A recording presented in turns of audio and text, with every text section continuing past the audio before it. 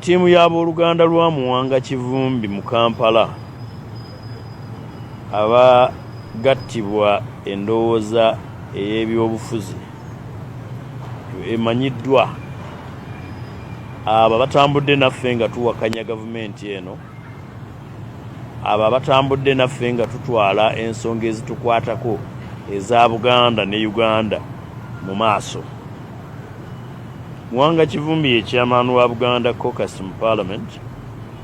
Muwanga Kivumbi olulandira lwaffe naye luva wansi eyo Muzambogo, luva mu UID ne lwegattira mu b'endowooza ey'ebyobufuzi erowooza okukyusa embeera n'okujja ku gavumenti eriko.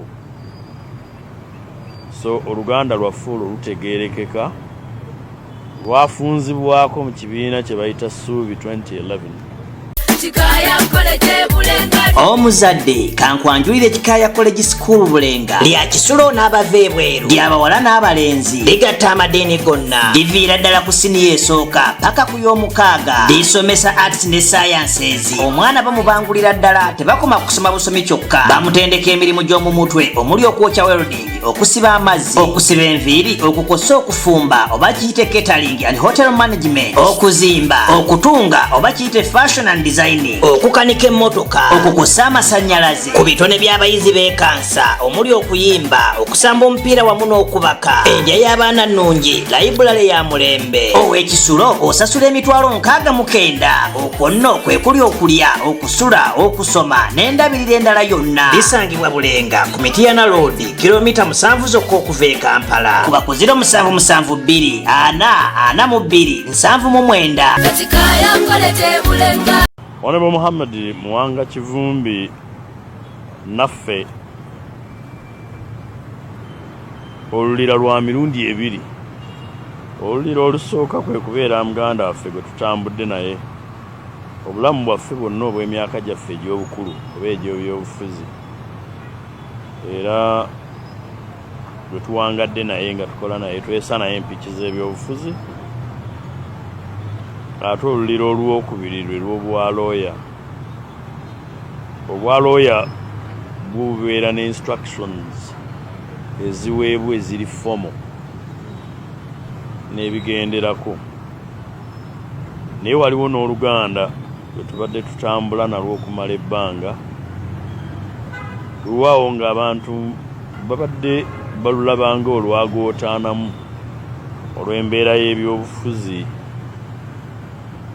talina formula ey'ebiro bino. So ebizibu ebyamutuukako bitukwatako, era otuwulira okunyolwa kunene nti ayita mu mbeera efaanana bw'etyo. Buli busobola okuggwaawo, basobola okuwangula, basobola okukubba, olumu osobola n'okugamba nti obivuddemu ku lulwo. Naye okumalira mu kabulamuliro kimenya buli muntu akwatibwako oba alina akalira n'akakerenda ak'omusibe. N'olwekyo nga ttiimu y'abaganda be ab'ebyobufuzi tunyolwa, era tujja kuwaayo omuwendo nga bwe tusaba Katonda okulaba tuyinza kumuyamba tutya. Ku ludda lw'ebyamateeka tuweereddwa ebiragiro okulaba bwe tumulaba, bwe tumuyamba, era ensonga tutandise gitunuulira. Tugenda gikwata tutya tetwagala kubyogera kati, kubanga neeyamusiba alaba TV eno Telefina.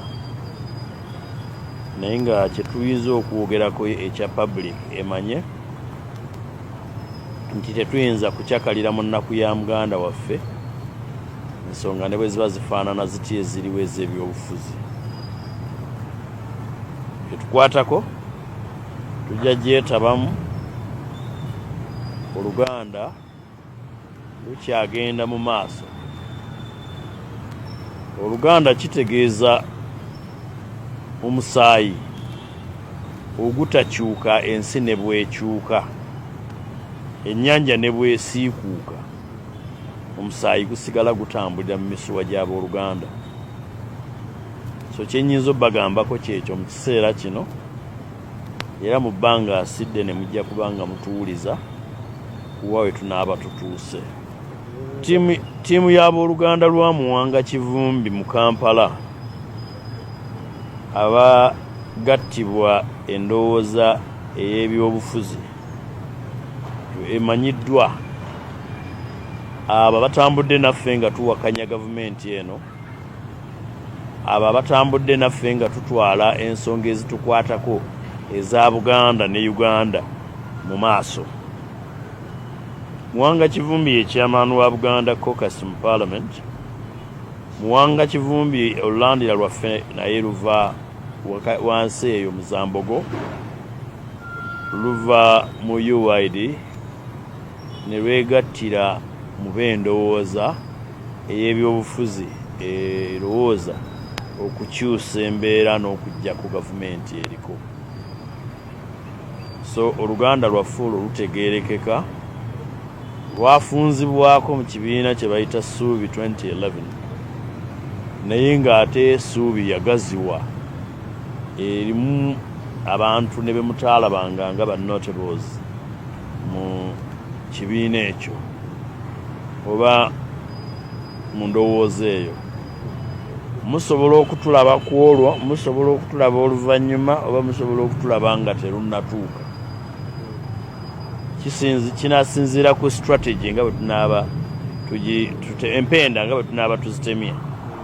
Yes, obudde bwonna mujja tulaba bye tunaaba tusazeewo okukola era New Subs Fashions tukutuusaako ebiteeteeyi kw'ossa abaya, engatto, ensawo z'abakyala, jackets, jeans n'ebirala. Tusangibwa ku Wilson Street ku kizimbe ekya Sunset Arcade ground floor shop number 2. Okututuukako va ku Pioneer Mall, otambule ngadda ku Arua Park, yisa ekizimbe ekya Wilson 1 oyite ku Health Link Pharmacy. Kati awo weekoma yambuka amadaala gakuyingize ku Sunset Arcade, awo ng'otutuuseeko. Engoye zaffe tuzijja China, Egypt, Vietnam n'amawanga amalala. Omukyala omwambazi omulungi ayambala naffe. Be Easy Hotel and Bar tusangibwa Nsaggo ku lw'Ennakawuka. Ku lw'empeereza ennungi tukola essaawa 24. Tulina ebifo ebisulwamu nga biyonjo, ebiddaabirizibwa buli kadde, ebyemizannyo ng'okulaga omupiira, okuzannya pool n'ebirala. Ebbaala ejjudde obulungi, emmere ekutuukako mangu, paakingi nnungi ate nga security eri gguluggulo. Okubuukinga n'okumanya ebisingawo kuba ku 0790 79 12 04 oba 058 98 77 34. You are not easy when you are not at Be Easy Hotel and Bar. Come and experience the ultimate in comfort, entertainment and security with Be Easy Hotel and Bar, Nsaggo, Nakawuka Road. Omuzadde kankwanjulire Kikaya College School Bulenga lya Kisulo n'abava ebweru, ly'abawala n'abalenzi, ligatta amadeeni gonna, liviira ddala ku siniya esooka paka ku y'omukaaga, lisomesa arts ne sciences. Omwana bamubangulira ddala, tebakoma kusoma busomi kyokka, bamutendeka emirimu gy'omu mutwe omuli okwokya welding, okusiba amazzi, okusiba enviiri, okukosa okufumba oba kiyite catering and hotel management, okuzimba, okutunga oba kiyite fashion and designing, okukanika emmotoka, okukosa amasannyalaze, ku bitone by'abayizi b'ekansa omuli okuyimba, okusamba omupiira wamu n'okubaka, endya y'abaana nnungi, layibulale ya mulembe. Ow'Ekisulo osasula emitwalo 69. Okwo nno kwe kuli okulya, okusula, okusoma n'endabirira endala yonna. Lisangibwa Bulenga ku Mityana Road, kilomita 7 zokka okuva e Kampala. Kuba ku 0772 442 799.